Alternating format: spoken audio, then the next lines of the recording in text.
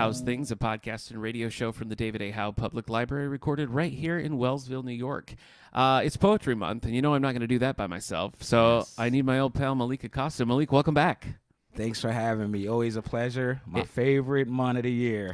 I mean, Poetry Month. It wouldn't be Poetry Month without having you on the podcast. I really appreciate it. Thank you so much. And I don't think I've mentioned this before, but you were the guest speaker at the Wellsville Rotary Club. Yes. And hit us with some originals as well. Yes, I did. Is that nerve-wracking to you at all to just like be put on the spot and be like, okay, read your poetry to strangers? A little bit. You didn't seem it. I thought you were going to be nervous, and you were just very chill. Yeah, so I was surprised. I really try, and for me, it's art, yeah. So I really try and just express myself the best way I know how. Yeah. Obviously, public speaking is one of the most nerve-wracking things yes. anyone can do. Yeah, but it just takes away from the art form if you let the nerves get in the way. So I try my best to just really just let it out. Yeah. And I've been doing it for so long. It's like at this point, I want to really get it right. Yeah. Well, that's so true. I mean, that's like if I'm directing a play or even if I'm in a play, that's kind of like the number one thing that I'm always saying is like, if you broadcast your nerves, that's all everybody's going to see. Right. If you put on a confident face, if you fake it till you make it, no one's going to know. Exactly, you know what I mean? Like exactly. Confidence. So yeah, anyway, if you make a mistake, and they liked it. Yeah, thank you. But I feel like if you make a mistake, you just have to keep going, make it, even if you have to make it a part of the presentation. Just, absolutely. Just don't let it trip you up. That's all. Yep, that's right. Well, last year for Poetry Month, we talked Phyllis Wheatley, which is about as old as you can get in terms of, poetry in the U.S. Here on the other side of that, you'd suggested, let's do somebody fresh, let's do somebody modern, and we're covering Amanda Gorman. Yes, Amanda Gorman. Very young, very new. Yeah. Kind of took the country by storm. Yes, at the inauguration. Yeah, yes. the Biden inauguration there was like all anybody could talk about. But yes, we're going to get into that. But first, let's open up our books, see where our bookmarks are at.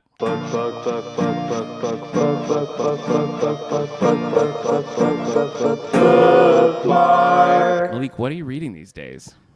So besides the Amanda Gorman stuff that we've been jumping into, I've been reading this book. It's called "It's All in Your Head." Okay. And it's by this musical artist named Russ. Okay. And it's just basically about having this self-belief when nobody else do, like almost like not even like not believing any of the naysayers and just really believing in yourself. Mm-hmm. To the point where it's like, even if you're not as good as you portraying, you have to believe that if you really want to, make it. Is this why you were so confident at the poetry reading then, this book? Yeah, that and a lot of stuff. I kind of try and read a lot of stuff like that. Whatever you put in is what you go get out. So yeah, true. That's true. Yeah. Okay. I had that Will Smith book for a while, the one that's just called Will. Yeah. Well, with everything going on, I'm like, the craziest part is I checked it out before all that happened, but I just didn't get a chance to read it yet. Yeah. So after we finish all this, I definitely want to just jump into that and just to get a little bit more information on, what's going on in his head. Yeah. And, stuff. For sure. Yeah. Boy, Eric Nichols, my old co-host here on the All the Book Show, loves Will Smith music. Like, oh really? Oh my gosh. Old school. Yeah, that's like the first hip hop I ever heard. Yeah, good stuff. Yeah, I don't know where he is right now, but he is probably listening to the Millennium album on an original iPod. Like that's just how he rolls. Vintage. So yes. Okay. Yes. Yeah, he could do the whole Wild Wild West rap for you right now. Really? Let's call him up. I would have never imagined that. Like, oh yeah, Will Smith. And Eric. Yeah. He goes deep. He's serious about it. Wow. I read some stuff. I read Split Image by Robert B. Parker. Robert B. Parker, one of my favorites. He wrote a lot of books in the Spencer series. This was a Jesse Stone series. He passed away in 2011. Okay. And this book, Split Image, has two of his main protagonists: Jesse Stone, Sonny Randall. Sonny's a PI. Jesse is he was like an LA cop who kind of got like washed out of that, and they hired him to be a small town sheriff. But he's like much smarter than they hoped he would be, and so he kind of, ruffles feathers and things. But anyway, this book was kind of bittersweet because it's the last time Robert Parker ever wrote those characters. Different authors picked them up and kind of continued on the series, but this was sort of like, I went in knowing like, all right, this is the last time I get to read a Robert Parker, Jesse Stone book. So it was good. It was really good. I recommend the whole series. I don't think there's been one that I've thumbs down so far. So really good stuff. Okay. I also read Dune Messiah, which is Frank Herbert's original sequel to Dune. Did you see Dune? I did. I seen Dune. Yeah, it was pretty good. The book is intense. Have you ever picked up one of the Dune books? I haven't. Okay. Not in the year. Maybe back in the late 90s. Yeah. But not recently. Yeah. They're the Dune books, I feel like, are an acquired taste. Like, if you can force yourself to power through it, you sort of appreciate the story more in retrospect. We have a whole episode about it. It's called Dooney Dune. But anyway, I finally read Dune Messiah, which is much shorter, set 12 years after the original. Very different kind of story. Again, the writing is a little chunky, but the story's really strong. Okay. So I would recommend it, but as with the original Dune, like, you got to go in eyes open, knowing that parts of it are going to be a slog. Yeah, I mean, it's a sci-fi thing. Yeah, like you said, the storyline is so strong with Dune. If you're a sci-fi person, you'll get into it. Yep, that's definitely what I found. I also started reading Doctor Strange: The Way of Weird. This is a new series not new. It's last 5-10 years or so, by Jason Aaron, an ongoing Doctor Strange series. I haven't read a lot of Doctor Strange, but with the new movie coming out, and particularly with my love of WandaVision, I thought, well, I should read some more Doctor Strange. So this is a run we have in the collection, and I just picked it up and read the first volume. Really liked it. It was kind of quirky, I mean, it's a lot of magic, and that's the lens for the Doctor Strange character. And this is about somebody, you don't know who, basically trying to destroy the magic world, and Doctor Strange is kind of figuring this out as it goes along. So I haven't done a ton of Doctor Strange, but this really hooked me, so I'm going to be reading a little bit more. Okay. And then I'm reading Alphabet Squadron, which is a Star Wars book. We're going to do this for our May the 4th book club in the next episode right here on House Things, so you can listen for that. And I'm reading Hench Girl by Kristen Gudsnuck, which is a webcomic, one of the ones that I got in preparation for the last time when Allie and I did a webcomics episode. So it's good so far. It's interesting. She's like basically a hench girl of a villain, and so she's sort of like, is this okay? I'm kind of a bad guy. I like it. Okay. I like it. What do you storylines like that? I know. It's cool. What are you watching these days, Malik? You know what? I've been watching. I think last episode I was kind of telling you about that show Raised by Wolves. Yeah. Second season came out. Yeah. And the second season is actually a little better than the first season. Okay. Yeah, all right. The first season is kind of slump. Okay. slower, kind of building the storyline up, really strange, a lot of sci-fi, a little bit of horror in there, a little suspense. The second season is more sci-fi, even a lot of spirituality going on in there. Oh, okay. But yeah, the second season really kind of breaks down the characters and a little bit of they backstories. Okay. So yeah, it's a really good show. It'll definitely take you for a little loop. Yeah, that's what I always hear. Yeah. So I mean, if you into that, is that HBO Max? It is, yes, HBO Max. Yeah. Okay. Yeah. All right, yeah, I keep hearing good things about that. I just finished 2 shows that were like appointment TV for both me and my wife. One is Severance, which is on Apple. Okay. I feel like we've talked about this off mic. Yeah, this is the one where they like split. Right. So like the work version doesn't remember real life, and real life doesn't remember what goes on at work, and it just kind of. I mean, that's the premise, and it just spins out from there. And by the end, you're just like, what's happening? So, suspense. Yeah. And that was old school, new episode dropping every week. So it was it's like that. Okay. Yeah, they've been doing that a lot. I know. Yeah. So we were counting down the days. We were like, is there a new Severance? Darn it. Right. And that season just ended. So it's all streaming on Apple. Great. I can't recommend it enough. So good. Okay. But it was that, and then Shining Vale, which is over on Stars. And it's definitely paying homage to Stephen King's The Shining, but it's a lot more than that. It's a really good blend of horror and comedy. 30-minute episodes. I want to say it was an 8-episode first season. We just watched the finale of that yesterday. And again, we were like, darn it, all of our shows. Everything is up. Ending at the same time. Yeah, I like sometimes I'll even go back and when it's nothing good on, I'll rewatch something. Yeah. Like that's actually I've been watching Marco Polo is Netflix. Oh, okay, yeah, it's on Netflix, and anything historical. I'm in sci-fi and history. Those are my two things that I really love. And the Marco Polo show is just it's so it's filmed so nicely, and everything is just larger than life.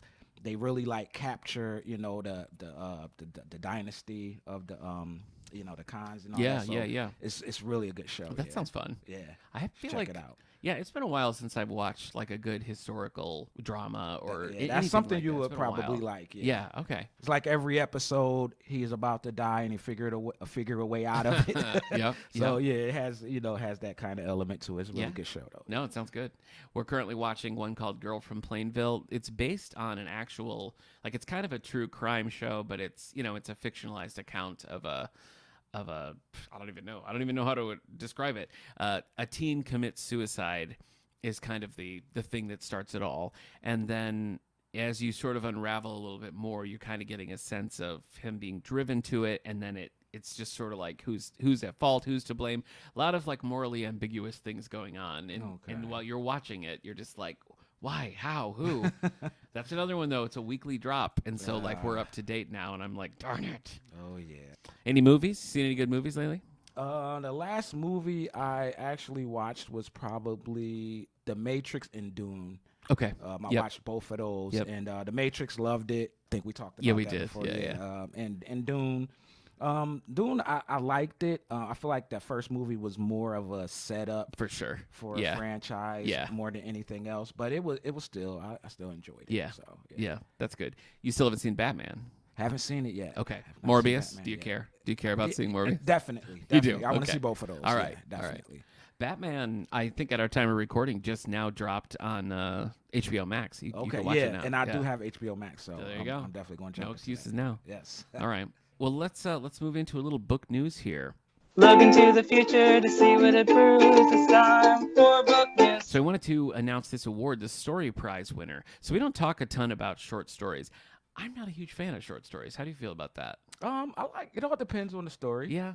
I don't know. It would have to be an author that I really. I would more likely read a nonfiction essay by an author that I like, but a short story collection is usually kind of a turnoff to me. Yeah. I don't know. I don't know what it would take for me to see a collection on a shelf, pick it up, realize it's short stories, and be like, you know what? I'm going to read it.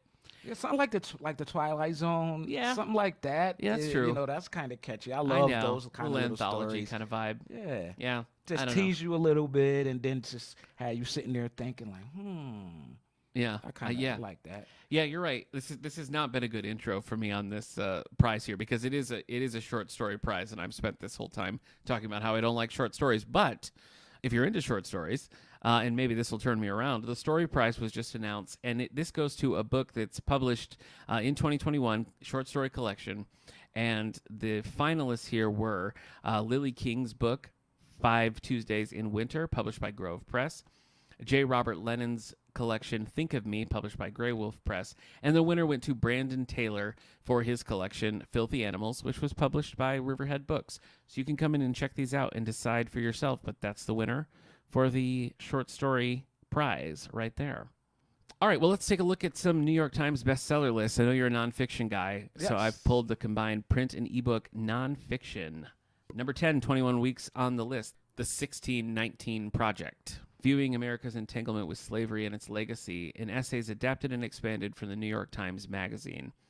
When this first came out, they put a 4 or 5 part podcast out, the New York Times did, and I did listen to that and really enjoyed it. Haven't read the book, but it's been on here for 21 weeks. Number 9, 2 weeks on the list, Pandora's Jar by Natalie Haynes, a re-examination of Greek myths and their female characters through a woman's perspective. I feel like myths in general have had kind of a renaissance lately. There was that Madeline Miller book, Circe. Have you seen that? Like, people constantly checking that out. A few other things like that. Neil Gaiman did that book about Norse mythology, which is called Norse mythology. And there's just been a few others where it seems like this has been a trend lately of looking at some of these stories. So if you're a fan of that, here's a nonfiction look called Pandora's Jar. Number 8. 28 weeks on the list, Crying in H Mart, the daughter of a Korean mother and a Jewish-American father, and leader of the indie rock project Japanese Breakfast, described creating her own identity after losing her mother to cancer. Number 7, with 22 weeks on the list, The Storyteller by Dave Grohl, a memoir by the musician known for his work with Foo Fighters and Nirvana. How do you feel about either of those bands? I love Nirvana. Not so much Foo Fighters. Foo Fighters too. Yeah. But Nirvana for sure. kind of stick out a little more for me. Yeah. Yep, that makes sense. Number 6, new this week, Blood and Ruins by Richard Ovary. A reassessment of World War II as the last imperial war and a call for a more global perspective on the war. Number 5, 5 weeks on the list, Between Two Kingdoms. The writer of the New York Times column Life Interrupted chronicles her fight with cancer and an impactful road trip. All right. Number 4, also new this week, Nowhere for Very Long by Brianna Medea. A young woman and her companions travel the deserts of the American West in an orange van. I've not traveled west. Colorado is the farthest that I've ever been. Yeah, me like either. that way. No, you know what? I went to Seattle, but I flew there. It was for a work conference. I've never had the classic road trip out that way. My wife's family did. You never? Never No. that way. No. I would love to though. Yeah. One day. Yeah. Number 3, 85 weeks on the list. The Body Keeps the Score by Bessel van der Kolk. How trauma affects the body and mind and innovative treatments for recovery. Interesting. Well, I see why that one would be trending right now. It feels like we've all been through quite the trauma over the last couple of years. Oh, yeah. Number 2, new this week, Recessional by David Mamet. Oh, I've read David Mamet plays. The Pulitzer Prize-winning playwright, there you go, lambasts liberal politics, cancel culture, and other things he finds objectionable. That sounds like a grumpy book. Number 1, new this week, Bittersweet by Susan Kane. The author of Quiet suggests ways to embrace loss and suffering within ourselves and others. Are you familiar with this author? No. No? Not Quiet? You know that book at all? I've heard. I know. Of it. Like I felt the same way. Yeah, but I never read Haven't read it. anything Okay. from her. All right. Anyway, that's the combined print and ebook nonfiction for the week of April 24th. Any of those stand out to you? Any that you're adding to your list? Well, I noticed how those top 3 is all like a lot of conscious stuff, a lot of stuff that's really going on nowadays. Yeah. And it just pertains to, I feel like it's this like awakening of just mental health, For sure. spirituality, and just this awareness that's been happening in these last couple of years. Yeah. And that's amazing to me. That's something I really think that we should be more conscious of. Yeah. And so I'll probably check out all 3 of those. Yeah. Those No, it top makes 3. sense. I mean, the pandemic pushed so many things forward, and I think Right. mental health is a big one. It's like problems that you could kind of avoid or stuff down before, like Right. spending all that time in your house or just like whatever your situation was. Like, I think that struggle just put a ticking time bomb on so many things, Right. Right. So yeah, it makes perfect sense that that's where everybody's at. In lighter news, it's Poetry Month and it's Spotlight time, so let's do it. Yes. Author Spotlight. Okay, so the poet they're going to be talking about today is Amanda Gorman. I've got a few facts for you, Malik. Are you ready? I am ready. She served as a Los Angeles Youth Poet Laureate from 2014 to 2015. She was the first in that position. Then she served as the National Youth Poet Laureate from April of 2017 to April 2018, also the first to do that. Then in 2021, she was selected to read a poem at Joe Biden's inauguration, making her the youngest ever to read an inaugural poem in U.S. history. Oh. She has several books out now. The one For Whom Food Is Not Enough, came out in 2015, and this was a much smaller print, Okay. not as widely distributed as some of the later ones. Then we had a children's book called Change Sings with illustrations by Lauren Long, very well-known illustrator. They put out a hardcover version of the inaugural poem called The Hill We Climb with an intro by Oprah Winfrey. And then in 2021, her first collection to be widely published came out, called Call Us What We Carry. Yes. So was this person who on your radar at all prior to the inaugural poem? Not at all. Okay. Same. Not at Same, but I mean, that's not a surprise because I don't know poetry. Yeah. I mean, she's 23 years old. Yeah. I usually lean towards more older and more Okay. mature poets. Okay. So it's not, a lot of young poets Yeah. are, maybe a couple, but not too many on my radar anyway. So It just really blew me away. yeah. Honestly. I mean, we were just sitting there like in our house in the middle of a pandemic, watching the inauguration. And it's not like the inauguration is a super exciting Right.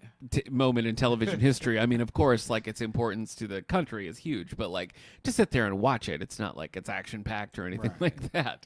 And so when this started, it really was gripping, and I would say unusually gripping. You know, that she just started and just like hit, and I feel like everybody watching like across the country was just like transfixed. Did you have a similar reaction to it? Oh yeah, for me it was really original. Yeah. It was like something.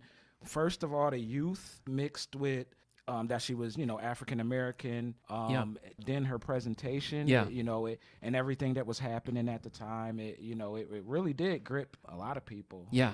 And the maturity of the words that she was speaking was really good. I was like, wow.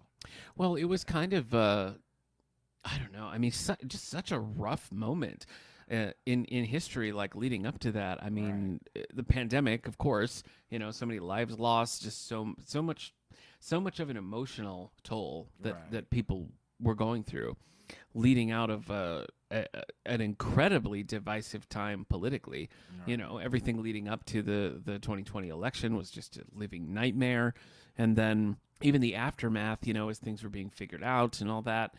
Then we have the insurrection on January 6th, which was just like insane, like to watch all that happen. And then this is just a few weeks after that. So it was such a heavy time that it really felt like, I don't know, maybe this doesn't make sense, but I don't know. It just felt like her reading of that poem and the words she was saying was just, I found to be very healing. Yeah. I kind of had the same sentiment. Yeah.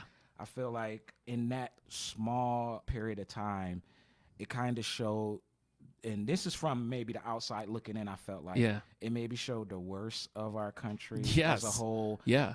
But then at that moment, it kind of showed the best in our country as a whole. Like, that we can heal from, our mistakes. And, everyone makes mistakes. So, like you said, I think it was a really healing process. I agree. I mean, it felt like everybody was really ready to turn a corner on a lot of things. And something about that poem, I think, just captured everybody's hope, everybody's imagination for like what we want to be. And it was kind of, I don't know. I mean, to me, felt like sort of a unifying moment. Yeah. I hope that's true.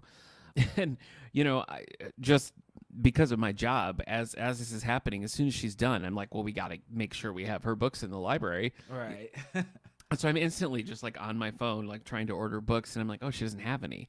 Because at that moment, the only thing that she really had out was that small 60-page, essentially a chapbook, that was out from 2015, years earlier, not commonly in print, not easy to get.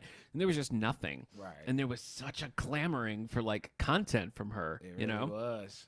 And I think at that point, the only thing that was really firmly like in a pre-publication mode was the picture book, Change Things. And that was the only thing that I could see that was really coming. And I think based on the reaction, they rushed into print the poem just as its own standalone thing. Right. I mean, I can't think of another poem in recent history that's been given a hardcover release with an intro by Oprah Winfrey. Yeah, you know what I mean? Either. It's like people just had to have it, and so the publishers like jumped to it and got it out there. It's almost like that overnight success thing. I know. Where I feel like the next morning, publishers from all around the world was like calling her, and she had a book deal on the table. Like, your whole life just changed overnight. Right. I mean, we've talked in past episodes about poets that have kind of risen to the top. I think as far as like sort of pop poetry goes, you could say someone like Rupi Kaur, which was like, her books were in every Target across the country, and that was like a name people knew, even people who maybe didn't necessarily read poetry all the time. But like prior to this, I mean, what? Maya Angelou, I feel like, was maybe the most commonly known poet. Exactly. So like all of a sudden we have a rock star poet for the first time in a very long time. So which is so weird. Yeah. Her story is amazing. I don't know if you heard about this, but she actually was born like premature. Okay. So she had her development in those first 3 years was a little slower. So she had like a speech impediment. Yeah. I had read that. Yeah. So it amazes me how the greatest people that accomplish the greatest things usually have some kind of something that that was like a disability or something they had to work through. Yeah. It's like these things, obstacles just make you stronger. Absolutely. You know? Well, if you make it through it. The concept of what doesn't kill you makes you stronger. I mean, So that's a saying because there's so much truth behind it. You know, it's like, you know, you struggle with adversity, and if you're able to overcome it, it's character building, and it's a big deal. I was really impressed by her. I was so excited to see that it was kind of it was a pretty universal thing, I feel like. Oh, yeah. And I think that was really cool, especially, again, it's such a divisive couple of years. Right. It feels like, you know, that was a really important thing to have happened. But let's first start with the children's book, because that was the thing at this time, you know, in January of 2021, that was the thing that was like everybody was pre-ordering. Right. I read this book to my son. Again, it's called Change Sings, right? Yeah, Change Sings. I also read it to my son. There you go. Yep. Great illustrations. Lauren Long, he does some series like the Otis series he does. Oh, okay. A lot of other children's books have his art. This was a really specific style, and he's pretty eclectic, I guess is what I'm trying to say. Okay. Like his illustrations really tend to change based on the type of book that it is. And I thought they really were suited for this story. Yeah, I wasn't familiar with him. Yeah. Now I know it's a him. I thought it was a female. Yeah. Yeah. So I did enjoy the picture book, and you can clearly, I mean, the story is really about, you know, looking for the best in people and people living up to their full potential. You know, it's all about little things you can do to change the world in a positive way. And it's clear that it's written as a poem. It's written as poetry, you know. But I think the whole package just really works. What did you think of it? Oh, yeah, I love that. The thing that really stands out for me with her is the element of her youth. And with this book, I feel like it's sending a message to where we have to start with young people. Yeah. Like this new generation coming up, our kids, you know, really educating them on these issues, you know, not tucking it under the rug, but actually talking to them about these issues, helping them understand these issues, how to live with each other, how to live in peace and harmony. That's the main message I kind of got from this book. Yeah. I think that's the message that really heals us on a level that nothing else can. Yeah. You know, starting with, you know, that youth, that new generation coming up, you know. Yeah, I agree. And I think you're right. The book really captures that concept really well. Yeah. Let me ask you, you mentioned when we're talking about just her and her sudden rise to prominence that something that kind of stood out to you was the fact that she's incredibly young and an African-American woman. And I'm just wondering, like, in your opinion, how does that change the response, or what level of importance do you think that brings to the fact that this is who was chosen to be the inaugural poet? Yeah, for me, like I said, the whole youth piece. I think what it really does is it plants a seed. Young women in this country, African American, whatever nationality, white, Asian, I think they have a strong voice. The level of creativity, just the level of skill and the way they see things. I think it's a lot to be said from young women, and I think young women haven't been able to really express themselves and be listened to. Sure.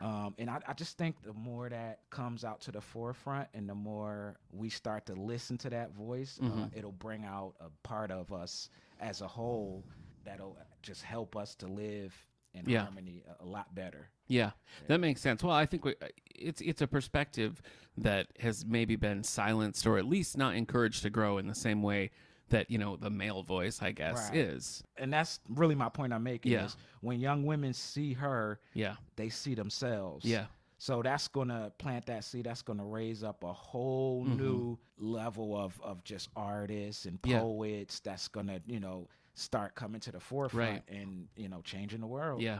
Yeah, well, I guess in that way it sort of comes down to representation and the importance of that, being able to see yourself reflected on something like the stage of the presidential inauguration is a big deal. Biggest deal. Yeah, of course. Yeah. So the next thing that came out then was the hardcover that was just the inaugural poem collected, and they did a really nice job with that. It's a good presentation. Good. As We Climb? Yeah, yep. Yeah, okay. Yep, good presentation. As I said, Oprah Winfrey does the forward in that. And it's still, even reading it, it still is just a powerful piece of work. It is. You know, I think her delivery of it, particularly that day, and I listened to the audiobook of it as well, just to kind of hear it again. Her delivery of that poem, I think, is just really strong. It really it's is. just, it just hits harder than I think even reading it. But even when you do just read it, Right. you know, the words are powerful and effective, and they get to it, you know. But yeah, how she presented it, her presentation was amazing. The something that just came to my mind earlier. You asked me about when I did my poetry. Yeah. I'm at the Rotary Club. The craziest thing is, a week 2 prior to that, I was watching a lot of her because I knew we was going to be doing a podcast. Mm-hmm. And just watching her presentation and how she expressed herself, that really helped me a lot in how to present my poetry. Yeah. And that's what I mean, you know, just seeing that for poets, it helps us, you know, I can express myself in different ways. And it's just a way to, you know, to really learn. And I learned a lot just from watching. Interesting. That. Yeah. Okay. Yeah. I mean, this, again, the inaugural poem, I think was just great. Do you have any specific thoughts on that or anything that stood out to you? I feel like it's things that, you know, we all know, things that we've been talking about for a long time. Yeah. But this is one of those kind of subjects where, you know, we can't be complacent. We have to just keep talking about it and keep making progress. And, you know, she opened up that conversation again. Yeah, so that's true. Then the biggest thing she's put out to date has been the collection "Call Us What We Carry," and it's pretty massive for a poetry book. They tend to not be that big, particularly first one. So I think that kind of speaks to the demand. You know, the publisher at least wanted something substantial, and we got it. I'm interested to hear your take on this book. Yeah, 228 pages. Yeah, it's just, I mean, when you compare it to other books of poetry, it's about 100 page longer than I guess I would expect it to be. Yeah, definitely. So what did you, I have an unpopular opinion. I'm just going to tell you. Right. These didn't click for me. Okay. I guess I wouldn't say the whole book didn't click for me, but I think maybe I went in with really high expectations. And I think something like poetry is just so subjective. Like either it hits you or it doesn't. And I think I just had very different expectations about this book, and I kind of left it. I don't know. It just didn't really click. What did you think? What did you think? Well, first, I think that when you do something so amazing, after that, the expectation is just super high, right? It's almost like with artists after their first album, it's like. Now what? It's always like the sophomore curse or whatever. Yeah. So I think the expectation of after, you know, The Hills We Climb is so amazing that, you know, your expectations is just so high. But I think as a whole, the poetry was really good. Yeah. I found nothing really popped out, jumped out at me like, you know, like The Hills We Climb, but I thought it was a good piece of work. It was creative. I guess maybe a little thrown by some of the sections that felt a little bit more like kind of pop philosophy. There's a lot of talk about like the Postal Service and like, you know, old wars and things, which I was a little like, what are we doing here? You know, what are we talking about? But, you know, so I thought that was a little unusual. I wonder if maybe if the expectations or the desire hadn't been to have a big giant hardcover, if there would have been a leaner and meaner collection that was maybe more like 100, 150 pages, you know, that kind of cream of the crops it. But was there one that if you were going to kind of pull out, you know, or a couple that you might think would be? There was, the one called Back to the Past. Okay. I think that one was really creative, and it was up front. Remember, I was kind of talking to you about a lot of poetry is almost like writing in code. Yeah.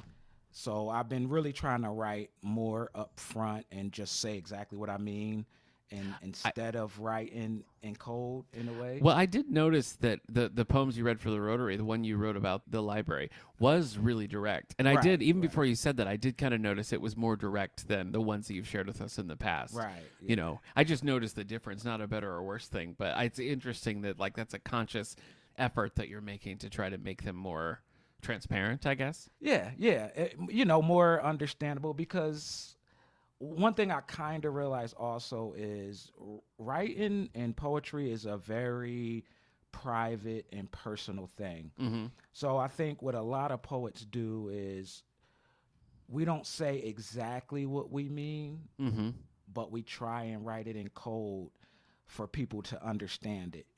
If that makes sense to you. And I've wrote like that for a lot of years. And I want to just start, really trying to be more transparent and saying exactly what I mean, and just putting it out there. Yeah. So do you find that now, like, does your writing kind of reflect the poetry that you want to read? So, like, if you're writing in a more literal sense, do you find yourself more attracted to poets who are doing the same, or do you like sort of mixing it up? I like mixing it up. Yeah. There's nothing nicer to me than writing in code and then it coming clear in the end, kind of like a suspense. Like my favorite poem of all time is called Footprints. I don't know if you ever heard of it, but a religious poem. It's kind of religious. Yeah, kind of. I would say more spiritual than religious. Okay. Yeah, like a poem like that is like my favorite style of poetry. That's got a twist ending. Yeah, exactly. Yeah. Exactly. I was looking back here on the past and some of the different. We mentioned Maya Angelou earlier. She actually was an inaugural poet. She read On the Pulse of Morning for Bill Clinton's first inauguration. And there's some interesting ones through history here. Robert Frost read a couple poems. Yeah, Robert Frost read The Gift outright for JFK's inauguration. And I don't think there is one every single year. I think it's just if the incoming president-elect chooses to do so. And I think it was definitely a wise choice here, just because it felt like, again, sort of a moment to, even if it hadn't knocked it out of the park, I think having something like a poetry reading in something as serious and heady as an inauguration is a way to kind of like calm things down for a minute and get people in a more reflective sort of spirit. Right. But so I think it was the 6th poetry reading. Okay. She was the youngest to ever do it, but I think it was the 6th time that a poet had did it. In our history for the 46th president. Yeah. It's just, again, like going back to the way this hit, I really can't think of another time where you've seen like a poet on a late night talk show or something like that. You know what I mean? Yeah. So, such a weird. But Rupi Kaur though, like you're probably I was right. seeing her. You're probably over. right. Yeah. Good pull. Is this? Do you think you'd follow her work? So like if another, so if another book came out, you'd be like, yes, I gotta read it. Oh yeah, definitely. Okay. I'm definitely on the Gorman boat now. Okay. Yeah, I'm on that. Yeah, definitely. Yeah, I haven't heard if she's got more, another children's book or anything like that in the works, but I would assume, that there's the interest. I don't think has really died down. No, I mean. I think she'll be around for a while. Like she's 23 years old maybe now. She's doing a lot of work with the environment, gender issues, racial justice. So, it's just interesting, I think, because it's not like poetry ever like went away, or there wasn't like active and respected poets. I mean, Billy Collins is an example of somebody who's been out there. Even poets we've had here in the library, Naomi Shihab Nye or Joyce Carol Oates, lots of poetry works. I mean, it's always been part of the conversation, but it is interesting to have suddenly a lightning rod in the poetry world where suddenly people are paying attention, people who wouldn't normally are. So it's interesting to see like how that manifests and what that's going to lead to. It's one of those things, like kind of like opera, or like one of those things that's kind of like not in the main source thing. But then you just have this star that kind of shines out and it brings it to the forefront. Right. It just kind of suddenly people are paying attention. Right. Yeah, really interesting. Have you been reading anything else poetry-wise this month? Because I usually try to. Like I'm going to read poetry in April, and I've only read her this year. Yeah, that's my failure. I've only been reading her. Yeah. Mostly I just kind of been doing my own writing. Yeah. And then listening to Amanda Gorman. Yeah, I even watched a lot of her. She have these poetry readings that she do. Because she graduated from Harvard. So she kind of go to schools and do these presentations. Sure. So I kind of just been watching a lot of those. Okay. Also, yeah. Are you in I assume your writing sort of ebbs and flows. Sometimes you're really like heavy into it, and other times it's like back burner. Where are you at right now? Oh, well, it's Poetry Month. Yeah. So I'm on it now. Yeah. I've written probably about just this month so far. I've written about five new poems. Mm-hmm. Like the ones I read at Rotary, those was brand new. Yeah. Then I got three more brand new ones I wrote. Yeah. Okay. So the books again were The Change Sings, which is the picture book illustrated by Lauren Long, which we of course have here in the collection. Then there's The Hill We Climb with an intro by Oprah Winfrey, and Call Us What We Carry is the main collection of Amanda Gorman's poetry. Yes. We also have these as audiobooks, so you can actually listen to her read them, which changes the experience quite a bit. Oh yeah. Do you like audiobooks of poetry? Oh, or do you I love prefer? them. I love them. Cause it's more verse. Yeah. And it's a difference between reading poetry and hearing poetry from the artist, because when you hear the poetry from the artist, you're hearing the poem exactly how they feel it, how it's coming out of their heart. That's true. And their mind. So, when you doing it, when you actually reading it, you kind of paraphrasing according to what you feel. Yeah. You know what I'm saying? That makes sense. Yeah. That makes sense.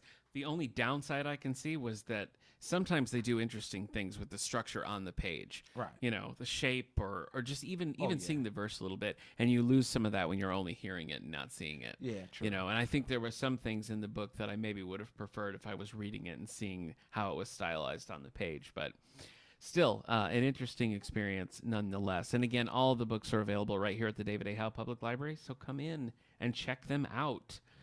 In our next episode, we're going to have a special Off the Books episode because it's Star Wars Day. Woo! That's right, May the 4th. I love Star Wars. Do you? Oh, I love Star Wars. What's your favorite Star Wars thing? You mean like movie or whatever? Or like yeah. Whatever? If I had to pick, my favorite would probably be The Empire Strikes Back. Yeah. If I had to pick one, It's like that's almost a. I can't really answer that question, right. But if I had to, I think this is a holdover from my youth. Return of the Jedi is the one that always comes to my mind the most. Let me ask you this. Have you showed any of your kids Star Wars yet? I haven't. Okay. I haven't. So where would you go? Like, would you go show them the prequels first? Would you just show them A New Hope? Start with the originals. Do it. Yeah. Because I do plan on with my son. He'll be 4 next month, but maybe he can't really sit through that kind of stuff right now. No, but I would rather start with 4, 5, and 6, and then go 1, 2, 3. Yep. So they could see it in real time. Through the whole. I agree. Whole story. I agree. We have watched. My son's going to be 8 next month, and we have watched the original trilogy with him, and some of them freaked him out, but mostly he liked them. Right. And I'm interested to see now how he's going to respond to the prequels. Right. So you went how it. We did. We watched released. A New Hope, Empire Strikes Back, Return of the Jedi. Yeah. I think it's better to show them in the real chronological order because those. 4, 5, and 6 is fun movies, so it captures them a little more. The characters, the color, it just captures them a little more. Yeah. So I'm looking forward to see how he reacts to the prequels. I don't look forward to rewatching the prequels because I'm not a fan. But do you like them? Okay, I loved them. Oh, did you like Phantom Menace? And the more I watch them, the more I like. Now, the newest ones, I just can't. Oh, not into it. I don't like them. Okay. Since Rey and all the newer ones. I did like the Solo. Oh, I liked Solo too. I wasn't expecting to, but I liked that quite a bit. And then what was the one where? What was it? Rogue One. Yeah. Rogue One and Solo. I like both of those are really good. Okay. It's just the other 3. Didn't do it for you. Can't really. Interesting. It's hard for me to get into those ones. All right. Have you watching any of the shows, Mandalorian or Boba Fett? Anything like that? Boba Fett is amazing. Mandalorian is pretty good, but Boba Fett is A1. That's blowing my mind. Yeah, Boba Fett is really good. I feel the opposite. Really? I loved Mandalorian and Boba Fett. I was like, okay. Oh man, I'm opposite on that. Really? Boba Fett was I couldn't stop watching it. See, Mandalorian, I just was like. Now we need to do a whole episode just about this because we actually do. That blows my mind because I found Boba Fett to be dull. No way. Really? Man, it was up front. It was action. It jumped back to the beginning. Him and the Tusken Raiders and all that. Man, it was just perfect. I loved it. Interesting. I loved it. You know what I really love more than anything about like Boba Fett? Yeah. And the Mandalorian, like we have actors. Those actors are 50 plus. Yeah. It's like they are just doing their thing, man. True. That's amazing to me. That's true. Yeah. Wow. Okay, so there's a little preview, I guess, for our May the 4th episode. Malik and I talking Star Wars a little bit today. Yeah. But anyway, the book that we're going to be covering for the May the 4th book club is called Alphabet Squadron. It's by Alexander Freed. We have it here in the collection, set right after Return of the Jedi. I haven't finished it. It's good so far. I'm liking it. Okay. So that's where we're at. And I think that's it for the good of Poetry Month. That's all we're going to be doing. So keep an eye out on the library social media. You're going to do a poetry reading again for us, right? Video or something? I'm going to do a reading. I'm actually going to share maybe the same ones that I shared at the Rotary. The Rotary? Great. And yeah, I look forward to that. Okay. Thanks for having me. It's Absolutely. Always a pleasure. Yeah. All right. So we'll put out, when Malik does the new readings, we're going to put those in both the library and the podcast social media, so you'll be able to find them there. And all right, that's going to do it. Thanks, Malik. Oh, thanks for having me. See you next time, everybody.